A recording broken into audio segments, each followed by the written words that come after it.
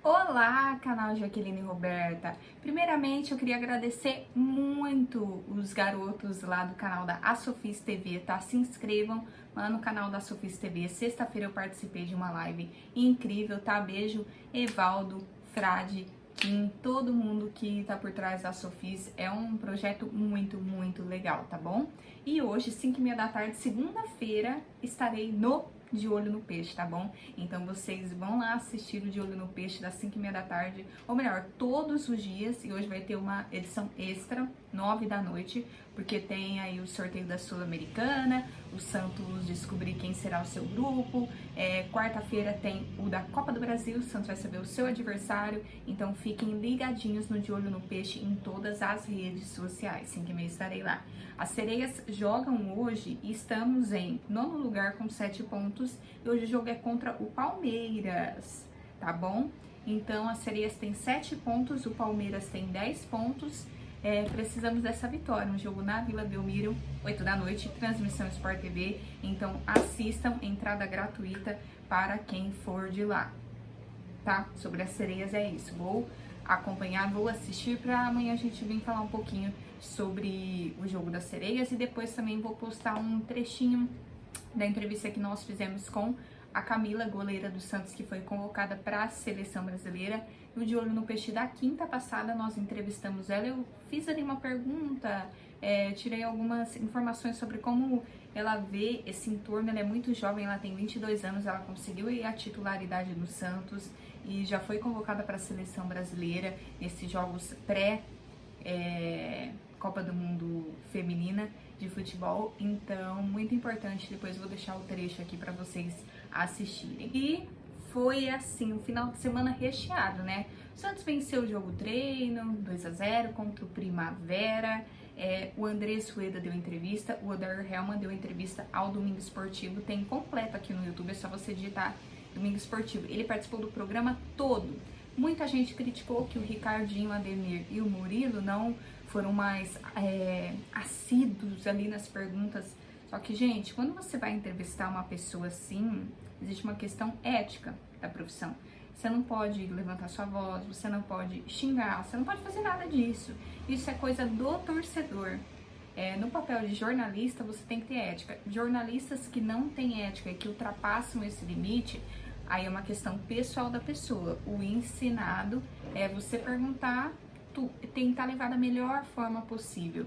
E sobre o Odair Hellmann, eu ainda acho que ele não fez até o momento um trabalho que eu tenha gostado no Santos. Já falei que eu coloquei muita expectativa. Ele mesmo falou sobre os outros trabalhos dele e ele meio que confirmou que ele viu uma coisa, né? Contava com o Soteldo, contava com outras contratações e com o que ele tem, ele tentou fazer algo que não deu certo. E ele deixou super explícito. Então, sobre a entrevista inteira, eu vou falar assim, no geral, ele tem total discernimento de que as coisas não foram bem, de que a torcida está cobrando, ele tem total discernimento e ele quer continuar no Santos e falou que vai trabalhar muito para melhorar isso. Falou que está fazendo algumas mudanças de peças táticas. A entrevista é extensa, ele falou muita coisa, também falou sobre jogadores que não vêm, Jean Lucas não vem, Pituca não vem, esse Lucas Merola, zagueiro, por enquanto também não vem. Ele falou sobre muitas coisas e eu acho muito válido assistir. Uma parte que me deixou preocupada é que a torcida fez páginas insinuando assim coisas muito ruins, eu nem vou reproduzir aqui, mas páginas que chegaram até a família dele e que deixou as pessoas assustadas da família dele. Então, torcida, quando nós estamos aqui na internet, um jogo Santos não foi bem, não concordo com as escolhas do Odair, é sobre ele técnico no momento do jogo, gente. É sobre ele técnico no momento do jogo, treinando, fazendo o trabalho dele, tá? Como pessoa, jamais eu vou vir aqui e falar, é um filho da... é isso, é aquilo. Não. É sempre críticas do trabalho, do profissional Odair Hellmann, que faz escolhas erradas, que às vezes coloca atletas que não estão rendendo no time, que às vezes escolhe um esquema tático que não ajuda o Santos.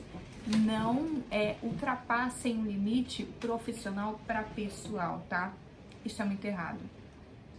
A entrevista é mega longa, ele falou sobre muitas coisas mesmo, falou que conversou com o Ângelo, com o Marcos Leonardo sobre uma questão de comprometimento e tem uma das falas que foi a melhor, que se o atleta veste a camisa do Santos, ele não precisa ficar lembrando o tempo todo, só vestir a camisa do Santos já é uma motivação.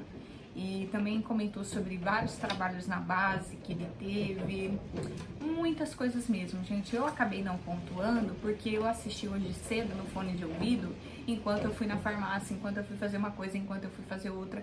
Eu estava prestando atenção, mas eu não anotei os pontos. Então, por isso que eu quero muito que vocês, torcedores, assistam do início ao fim. Tem até um modo para colocar avançado, para ir um pouquinho mais rápido aqui no YouTube, para tirarem as suas próprias conclusões, tá?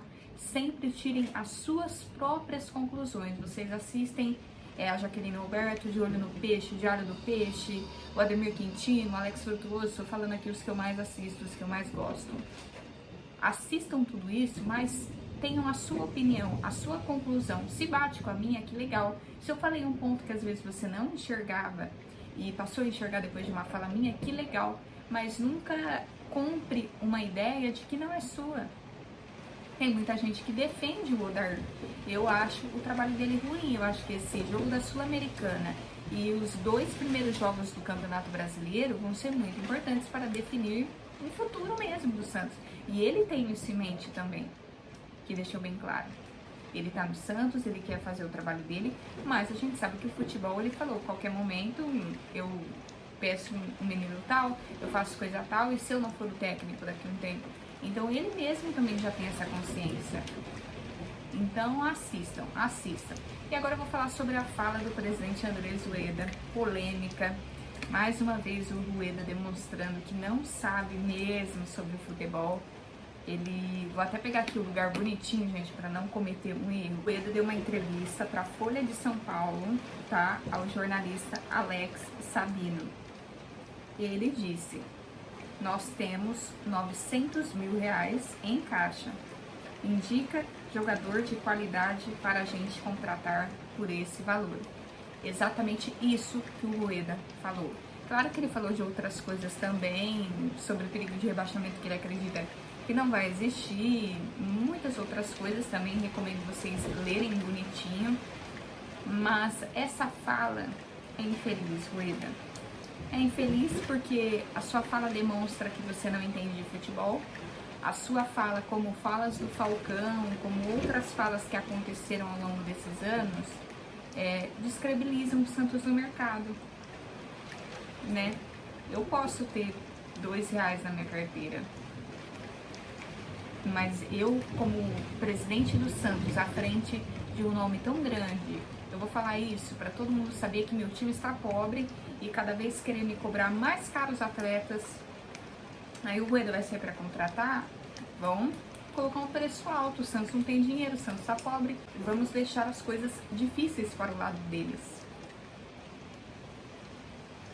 Credores, tudo começa a todo mundo entender que o Santos tem 900 mil na mão nesse momento. É óbvio que, tipo, agora, se ele for abrir o caixa, agora tem esse valor. É óbvio que o Santos pode contratar atletas, tem uma outra questão. Mas a fala soa mal, a fala descredibiliza o Santos no mercado. Isso mostra que o Rueda não entende de futebol. Ele é transparente, ele tenta ser transparente até demais. Tem coisas que precisa da malícia, tem coisas que é a bendita malícia que a gente fala que ele não tem no futebol, e de fato não tem. O Odair Hellmann deixou explícito ontem no Domingo Esportivo que o Falcão viajou para o sorteio da Copa da Sul-Americana, e onde o Santos vai participar, então teremos um representante físico lá, bonitinho. E o que mais que o Rueda falou? Que ele também vê como um erro ter tirado o Carille, depois o Edu Dracena saiu, então trocaram um treinador naquele momento, que o elenco gostava, que era um cara que tinha provado que dava conta de fazer ali uma coisa bem feita com o que o Santos tinha.